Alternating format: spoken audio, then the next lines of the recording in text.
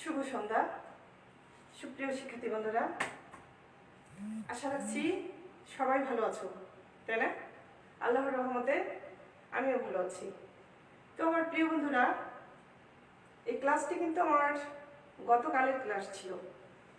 তো নেট প্রবলেমের কারণে, বৈদ্যুতিক সমস্যার জন্যই কিন্তু গতকালের ক্লাসটা আজকে নিচ্ছি।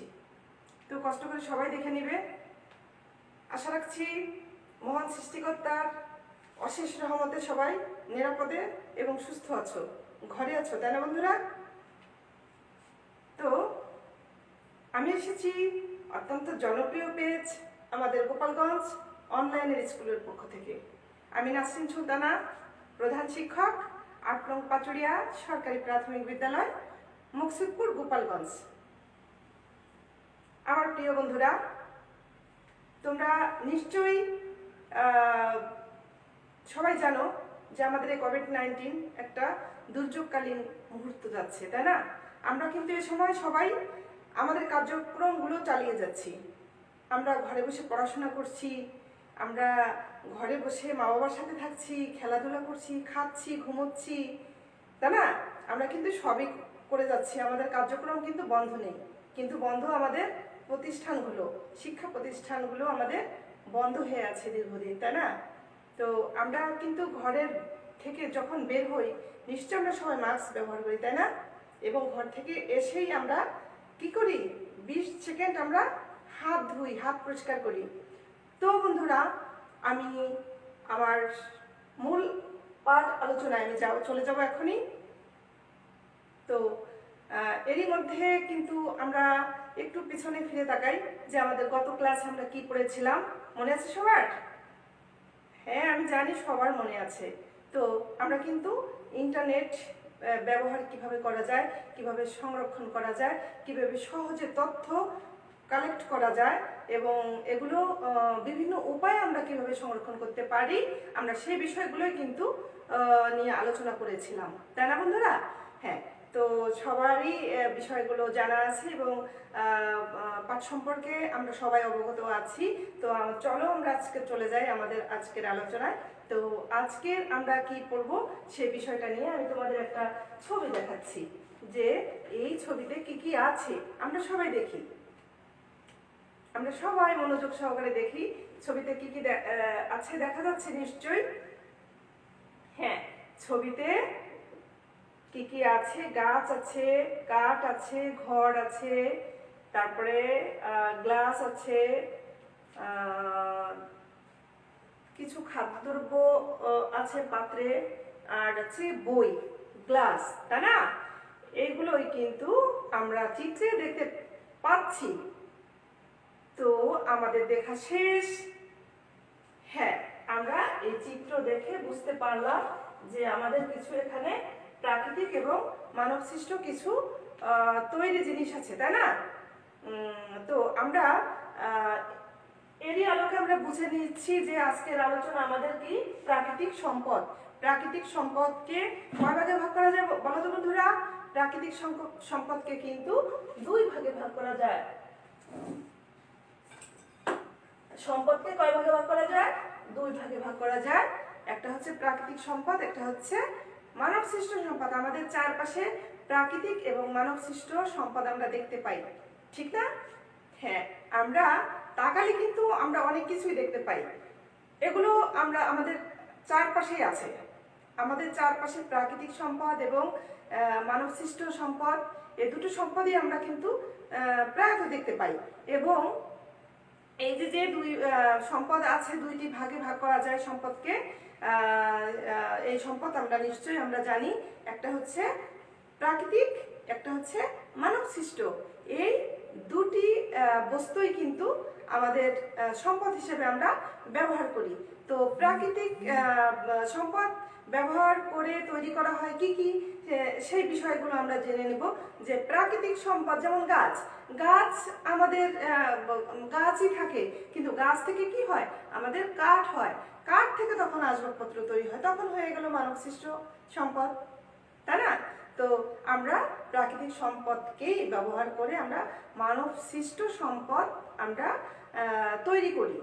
এবং আমাদের জীবনে কি ধরনের সম্পদ রয়েছে সেই সব সম্পর্কে আমরা জানবো। যে সম্পদ হচ্ছে এমন কিছু যা কি ব্যবহার করে মানুষ উপকৃত হয়, যা ব্যবহার করে মানুষ উপকৃত হয়। এবং এই সম্পদকে আমরা আগেই বলেছি কয় ভাগে ভাগ করবো। আমরা এই সম্পদকে আমরা দুই ভাগে ভাগ করি, ভাগ করা যায়, যেমন প্রাকৃতিক সম্পদ এবং মানব সৃষ্ট সম্পদ। এখন আসি আমরা যে প্রাকৃতিক সম্পদকেই কিন্তু মানব সৃষ্ট সম্পদের মধ্যে অন্তর্ভুক্ত।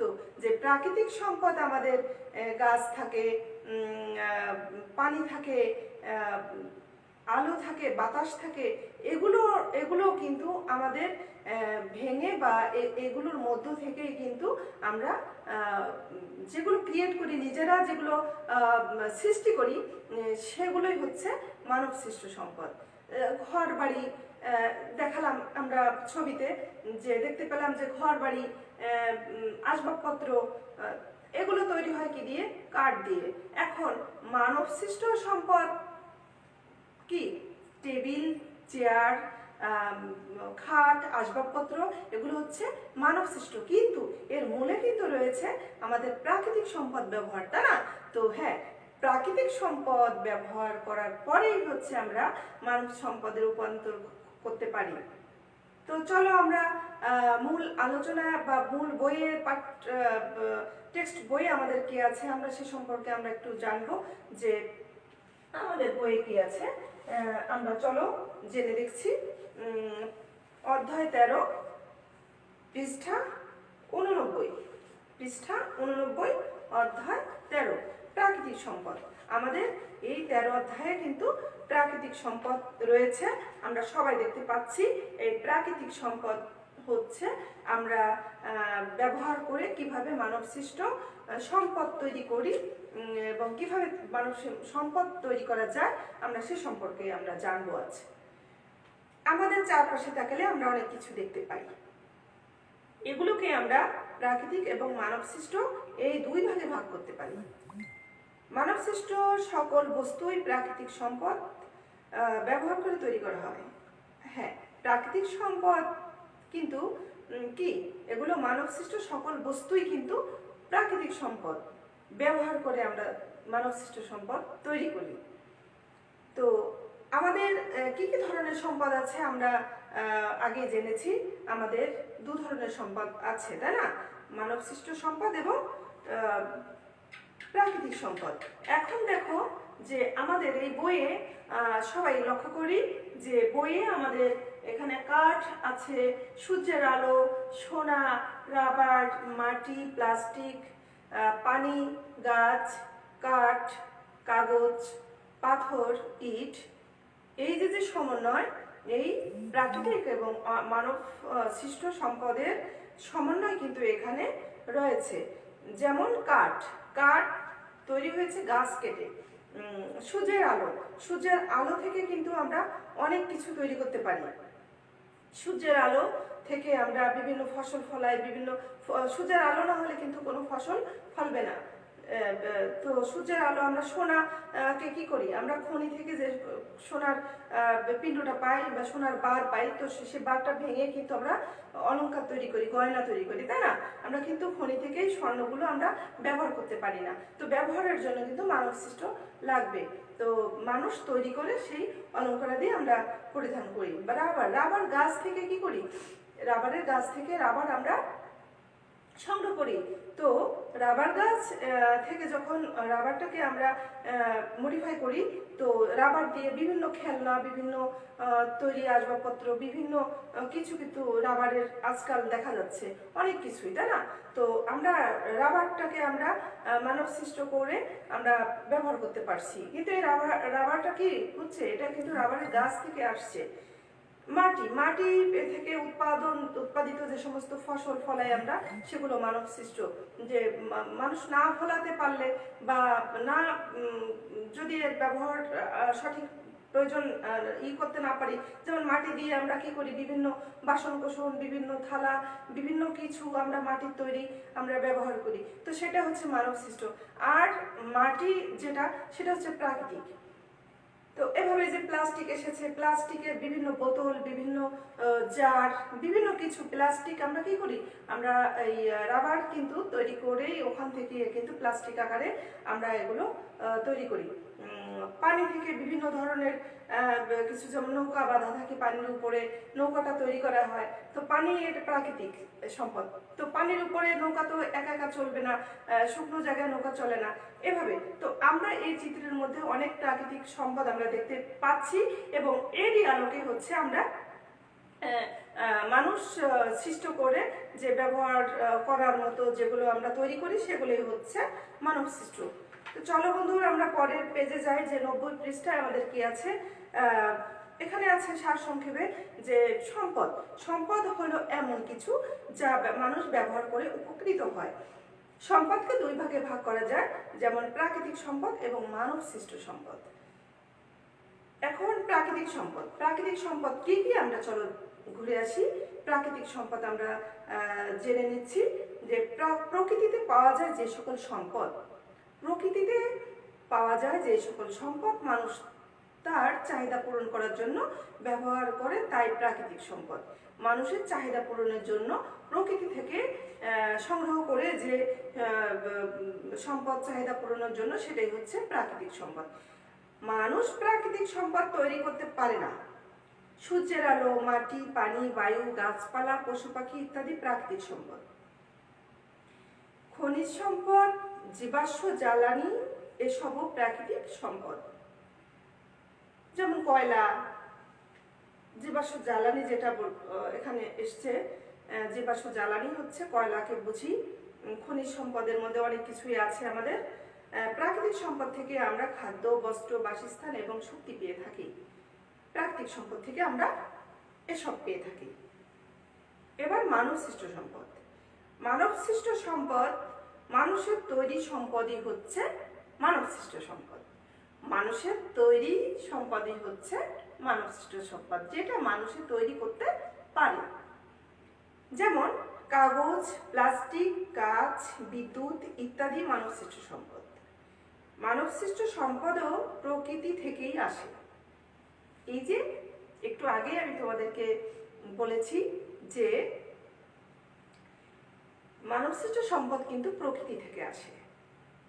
কি কি আসে দেখি আমরা। গাছপালা ব্যবহার করে মানুষ নতুন কিছু তৈরি করছে। আমরা গাছ কেটে নতুন নতুন কিছু তৈরি করি, তাই না? আজকাল কাঠ দিয়ে কিন্তু অনেক কিছুই তৈরি হয়, বাসন কোসনও তৈরি হয় কাঠের। হ্যাঁ, তো এই গাছ থেকে পাওয়া কাঠ দিয়ে আমরা কি করি, আমরা ঘর বাড়ি তৈরি করি। গাছ থেকে আমরা কাগজ পাই, গাছ থেকে কাগজ তৈরি হয় কাঠ দিয়ে।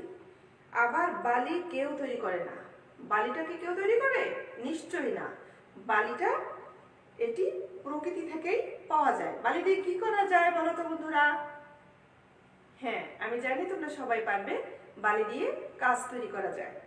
আর এই বালি থেকে কি করা হয়? কাঁচ তৈরি হয়। মানব সৃষ্ট সম্পদ আবার অন্য সম্পদের তৈরিতে ব্যবহৃত হয়। মানব সৃষ্ট সম্পদ কি করা হয়? অন্য সম্পদ তৈরিতে ব্যবহার করা হয়। অন্য সম্পদ কি ব্যবহার করা হয় সেটা আমরা একটু জানি, যে মানব সৃষ্ট সম্পদ আবার অন্য কি সম্পদ তৈরি করে, সে বিষয়ে আমরা দেখে আসছি। আমরা নিচের ছবিতে দেখতে পাচ্ছি, সবাই দেখো নিচের ছবিতে আমরা দেখতে পাচ্ছি, এখানে আছে বালি। এখানে আছে বালি। বালি একটা পাত্রে বালি রাখা হয়েছে। বালি থেকে কাঁচ তৈরি হয়। আমরা মানব সৃষ্ট সম্পদ, আমরা কিন্তু প্রকৃতি থেকে, প্রকৃতি তৈরি হচ্ছে যেটা মানুষ তৈরি করতে পারে না, বালি। তো বালি থেকে আমরা কাঁচ তৈরি করতে পারছি। এবার কাঁচ থেকে আমরা কিন্তু গ্লাস তৈরি করছি। কাঁচ থেকে আমরা গ্লাস তৈরি করতে পারছি। তো গ্লাসটা কিন্তু বালি থেকে সরাসরি হচ্ছে না, গ্লাস থেকে তৈরি করে আমরা কাঁচ থেকে আমরা গ্লাস তৈরি করছি। এভাবে গাছ, গাছ থেকে আমরা কাঠ পাচ্ছি, গাছ থেকে আমরা কাঠ পাচ্ছি। এবার এই কাঠ থেকে কি করা হচ্ছে? ঘরবাড়ি আসবাবপত্র তৈরি করা হচ্ছে, ঘরবাড়ি আসবাবপত্র তৈরি করা হচ্ছে। তো এই হচ্ছে আমাদের প্রাকৃতিক এবং মানব সৃষ্ট সম্পদ। আমরা প্রাকৃতিক এবং মানব সৃষ্ট সম্পদ আমরা বুঝতে পারলাম, তাই না? আমরা সবাই কিন্তু জেনে নিয়েছি যে সম্পদ কি এবং প্রাকৃতিক সম্পদ কি, মানব সম্পদ কি, মানব সৃষ্ট সম্পদ কি। তো আমরা চারিপাশে আমাদের তাকালে অনেক কিছু আমরা দেখতে পাচ্ছি, যেমন মাটি, বায়ু, আলো, চন্দ্র, সূর্য, সূর্যের আলো ইত্যাদি ইত্যাদি। আমরা চারিপাশে তাকালে রাস্তাঘাট, ঘরবাড়ি এবং বিভিন্ন বিদ্যালয়, সামাজিক প্রতিষ্ঠান, মসজিদ, মন্দির, এসব সমন্বয়ে কিন্তু আমাদের একটা পরিবেশ। এই পরিবেশটা তৈরি হয়েছে প্রাকৃতিক এবং মানবসৃষ্ট সম্পদ দ্বারা। আমরা তো প্রাকৃতিক সম্পদ থেকে আমরা মানবসৃষ্ট সম্পদ তৈরি করলাম। তো মানবসৃষ্ট সম্পদ তৈরি করে আমরা ব্যবহার্য কিছু আমরা রূপান্তরিত করলাম। মানবসৃষ্ট থেকে আরো কিছু সম্পদ আমরা তৈরি করলাম। যেমন কাঠ দিয়ে আমরা কি করলাম? আমরা গাছ থেকে কাঠ পেলাম, কাঠ থেকে আমরা আসবাবপত্র, ঘরবাড়ি তৈরি করতে পারলাম। এখন বালি আমাদের প্রাকৃতিক সম্পদ। বালি থেকে আমরা কাঁচ পেলাম, কাঁচ থেকে আমরা কি পেলাম? কাঁচ থেকে আমরা গ্লাস, প্লেট, কাঁচের তৈরি যে সমস্ত বাসনকোসন, ব্যবহার সরঞ্জামাদি, এগুলো কিন্তু আমরা কাঁচ থেকে তৈরি করতে পারি। তো আমরা জেনে নিয়েছি যে প্রাকৃতিক সম্পদ এবং মানবসৃষ্ট সম্পদ। তো এখন আমি আবার তোমাদেরকে কিছু প্রশ্ন রাখি আমার এই আলোচনা থেকে, যে প্রাকৃতিক সম্পদ কাকে বলে? প্রাকৃতিক সম্পদ কাকে বলে? সবাই নিশ্চয়ই খাতা কলমে লিখে নিচ্ছ। আমি প্রশ্নটি লিখে দিচ্ছি যে প্রাকৃতিক সম্পদ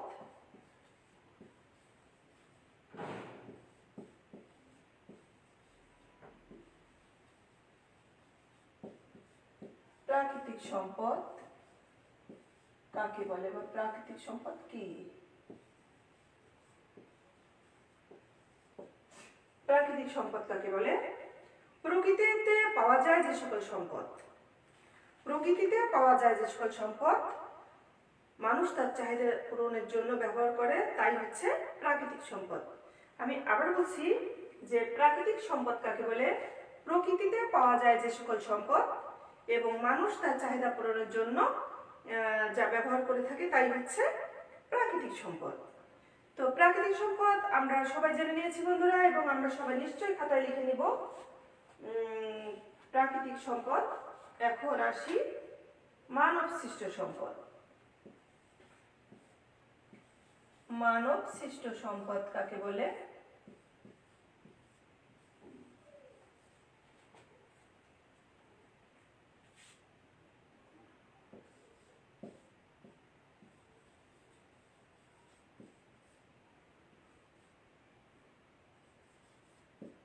মানব সৃষ্ট সম্পদ কাকে বলে? সবাই খাতা কলমে লিখে নাও, সবাই খাতা কলমে লিখে নাও। খাতা লিখে নিচ্ছে সবাই নিশ্চয়ই। মানব সৃষ্ট সম্পদ হচ্ছে মানুষের তৈরি সম্পদই হচ্ছে মানব সৃষ্ট সম্পদ। মানব সৃষ্ট সম্পদ কাকে বলে? মানুষের তৈরি সম্পদই হচ্ছে যা মানুষ তৈরি করতে পারে। একদম সহজ কথায় হচ্ছে মানুষ যা তৈরি করে তাই হচ্ছে মানব সৃষ্ট সম্পদ। মানুষে যা তৈরি করে, যে সম্পদ তৈরি করে, তাই হচ্ছে মানব সৃষ্ট সম্পদ। তো প্রিয় বন্ধুরা, আমরা প্রায় আমাদের ক্লাসের শেষ পর্যায়ে চলে এসেছি। এখন আমি তোমাদের বাড়ির কাজ দেব। বাড়ির কাজ নিশ্চয়ই সবাই লিখো এবং সবাই বাড়ির কাজ করে থাকো, এটা আমি জানি। যে আমার মেসেঞ্জারে অনেক শিক্ষার্থী বন্ধুরা দিয়ে থাকো বাড়ির কাজ এবং মা বাবাকে দেখাবে। অবশ্যই দেখিয়ে থাকো বড়দেরকে, তাই না? এটা নতুন কিছু না। আমরা দীর্ঘদিন আমরা অনলাইন ক্লাস করে করে আমরা আমাদের অনেক কিছুই আমাদের জানা হয়ে গেছে, তাই না? তো আমি এখন তোমাদের বাড়ির কাজ দিয়ে দিচ্ছি বন্ধুরা, সবাই মনোযোগ সহকারে শোনো এবং খাতায় লিখে রাখো। প্রাকৃতিক এবং মানব সৃষ্ট সম্পদ থেকে 2টি করে উদাহরণ দাও। প্রাকৃতিক এবং মানব সৃষ্ট সম্পদ থেকে 2টি করে উদাহরণ দাও। 2টি করে উদাহরণ তোমরা বাড়ি থেকে লিখে নিয়ে আসবে, ঠিক আছে? এবং আমার মেসেঞ্জারে দিয়ে দেবে। তো এ পর্যন্তই। পরবর্তী ক্লাসে বন্ধুরা আবার দেখা হবে। সে পর্যন্ত সবাই ভালো থেকো, সুস্থ থেকো এবং নিরাপদে থাকবে এই আশা রাখছি। এবং সবাই আমরা করোনাকালে আরও সচেতন হব এবং আরও করোনা সম্পর্কে আমরা নতুন কোনো তথ্য থাকলে সেটা মেনে চলবো এবং নির্দেশনাও মেনে চলবো আশা রাখছি। তো সেই আশাবাদ ব্যক্ত করেই আমি আজকের ক্লাস এখানে শেষ করছি। প্রিয় বন্ধুরা, অনেক শুভেচ্ছা রইল। আল্লাহ হাফেজ।